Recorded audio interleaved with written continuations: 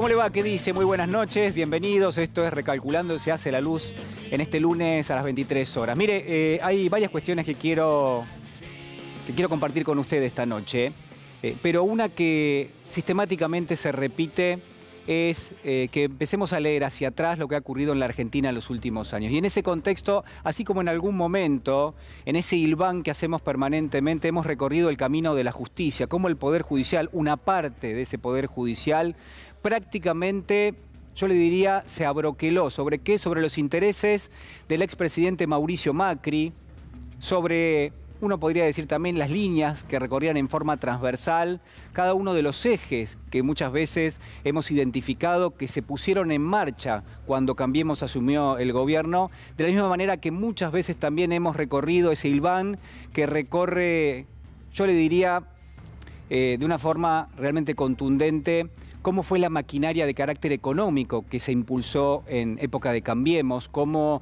se desreguló la cuenta capital, cómo se abrieron las importaciones, cómo directamente se despilfarraron miles de millones de dólares en esa fuga de capitales que no terminamos de contar porque es realmente astronómica. De la misma manera uno podría establecer algún tipo de paralelismo con la cuestión moral, con la cuestión ética. Y uno de los ejes de este programa siempre ha sido tratar de establecer relaciones, tratar de entender un cuadro de situación, un escenario, ¿no? A pesar de la complejidad, porque cuando hablamos de lo ético y de lo moral, muchas veces cuesta diferenciarlo de otras cuestiones, como pueden ser cosas vinculadas a la corrupción, por ejemplo, entre otras cosas y otros registros que muchas veces tenemos acceso. El día de hoy, como tantos otros días, como tantas otras jornadas, nos ofrece una riqueza enorme en términos del hecho periodístico y del hecho político también. Hoy han ocurrido dos cuestiones que son centrales y que nos ayudan nuevamente a tratar de entender qué es lo que ha pasado en la Argentina, a tratar de comprender cómo un sector de la política se enarboló prácticamente en los valores de la República, diciendo que el resto no comulgaba con esos valores, que ellos eran representativos de lo republicano, que ellos eran representativos de la separación de los poderes, del ejercicio de la libertad, eventualmente del acceso a mayor cantidad de derechos y garantías por parte de una sociedad. Y nada de todo eso tuvo lugar realmente. Y lo que ha pasado en el día de hoy, por lo menos lo que ha tomado Estado Público, demuestra en gran medida cuáles han sido algunos de los registros que tuvieron lugar justamente durante esos años. Mire, uno de esos registros, seguramente usted ha tomado nota en las últimas horas porque realmente es muy grave y es muy alarmante, tiene que ver con la vicepresidenta Gabriela Michetti. Gabriela Michetti, la vicepresidenta de la Nación en ejercicio de poder, lo que hizo fue agarrar un teléfono y llamar a quien presidía la Oficina Anticorrupción, Laura Alonso. Usted la recordará muy bien, a pesar de que en estos últimos años no la hemos visto mucho, ¿no? Usted la recordará muy bien. Bueno, en ese contexto, lo que se ha difundido, el periodista Tomás Méndez, ha sido una serie de audios, vamos a compartir solamente el primero, donde Gabriela Michetti, en ejercicio de la vicepresidencia, toma el teléfono y le dice a Laura Alonso, la titular de la Oficina Anticorrupción, que no investigue, que haga a un lado lo que era ya una denuncia totalmente, uno podría decir, ya enfocada en un amigo de Michetti, o al menos ella lo reconoce de esa manera. A ver, lo escuchamos. Laura, necesito que te juntes con un amigo mío que está trabajando conmigo, además es una persona de mi confianza, lo conozco hace mucho, es realmente una súper buena persona.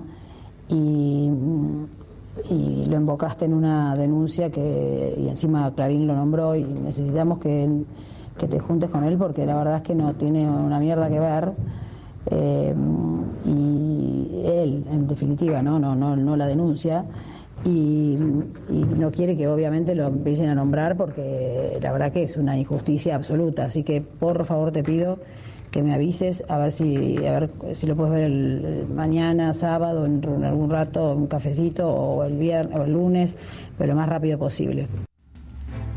Bueno, es realmente grave. Y lo que uno espera en las próximas horas es ni más ni menos que, por lo menos como mínimo, una denuncia, ¿no? La presentación en términos de la Fiscalía de una investigación para poner en marcha. ¿Por qué? Porque hablamos del republicanismo, hablamos de la separación de los poderes, hablamos del tráfico de influencias, del conflicto de intereses Y sobre eso ahora quiero mencionarle algo. Este es uno de los hechos del día. Lo vamos a estar analizando a lo largo del programa. El segundo tiene que ver con un dictamen de la fiscal Gabriela Bocchín. ¿A usted le suena? Claro que sí. Es la fiscal que entiende en la causa por el correo argentino. ¿Qué dice la fiscal Bocchín? Dice en un dictamen de 137 páginas que el correo argentino tiene que ir a la quiebra. ¿Por qué? Porque todos los recursos que se utilizaron desde el poder político, y estamos hablando de una empresa, una compañía que en su carácter residual es el Correo Argentino Sociedad Anónima, cuyo porcentaje accionario de una forma realmente relevante pertenece a la familia Macri, todavía pertenece a la familia Macri, bueno, porque cada una de esas gestiones, de esas acciones que se hicieron, lo que buscaron fue tergiversar lo que era una causa que a todas luces buscó perjudicar sistemáticamente al Estado. Y usted recuerda perfectamente bien incluso la intervención de Laura Alonso, pero me parece muy importante que compartamos por lo menos un detalle de lo que la fiscal Gabriela Bocchín dio a conocer en el día de la fecha. Es esto que tienen ustedes allí en pantalla, que dice: a través de mentiras y falsedades, agravios que se sustentan maliciosamente en inexactitudes y engaños que no pueden dejar de señalarse, pues no solo crean un relato que luego difunden a la opinión pública, sino que contaminan el expediente afectando la búsqueda de la verdad real y poniéndose en una situación de víctima no siendo tal. Pero hay más. A ver, señor director, si podemos seguir leyendo. La verdad que el dictamen no tiene desperdicio porque marca el itinerario, el sendero por el cual el poder político en época de Cambiemos trató de, yo diría, de defraudar directamente al Estado, con una deuda que en algún momento tiene que ser afrontada y si no tiene que ir a la quiebra. La concursada se presentó en concurso preventivo el 19 del 9 del 2001. Han pasado ya más de 20 años. A lo largo de tan extenso lapso, evidenció una conducta que no se sujetó a la normativa, ocultó información sobre su verdadera situación patrimonial y realizó actos prohibidos o sin autorización judicial. Mire, esto sigue, no tiene por ahora, me parece a mi sentido, indagar en mayor cantidad de detalles. Usted los conoce perfectamente bien, se han venido discutiendo a lo largo de los últimos años con el agravante de que durante el mandato del expresidente Macri se trató de afectar de una forma ruinosa al Estado. De un lado, usted recuerda, de un lado y del otro estaba el expresidente Macri. Y fue la fiscal Gabriela Bocchín la única que levantó la mano para decir que eso estaba por tener lugar. Y en definitiva lo que hoy tenemos es justamente este dictamen que lo que va a buscar es ni más ni menos que la quiebra, que es lo que corresponde si alguien no ha pagado el canon durante tantos años.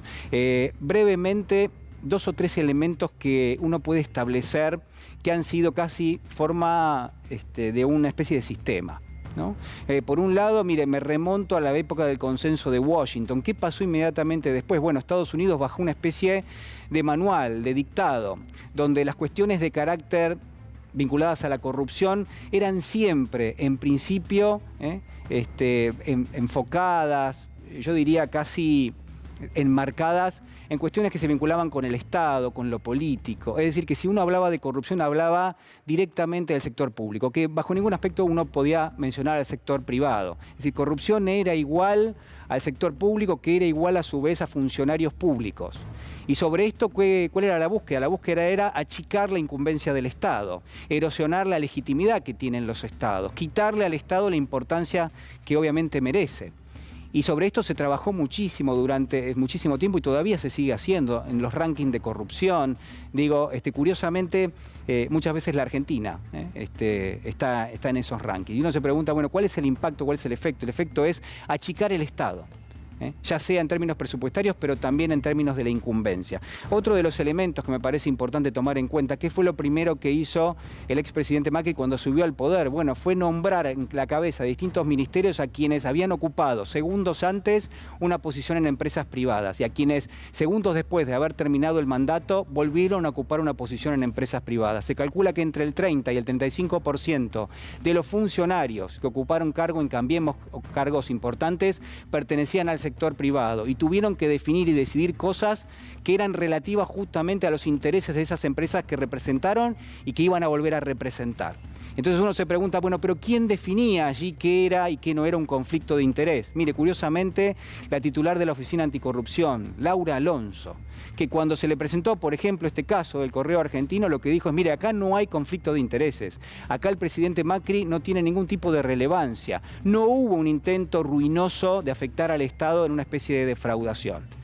Y entonces usted ve como todo silvana, de alguna manera, como todo recorre una especie de camino y cómo se había preparado justamente una oficina anticorrupción encabezada por alguien que no era abogada. Para eso se cambiaron los requisitos para poder acceder en época de Cambiemos. Al mismo tiempo se puso a alguien que obviamente no tenía trayectoria y que no tenía importancia, ni siquiera que tenía conocimientos para estar al frente de esa oficina anticorrupción, que por otro lado, bueno, obviamente obedecía a la función pública, obedecía a tratar de determinar qué era y qué no era un conflicto de interés, qué era y qué no era en definitiva una especie de delito.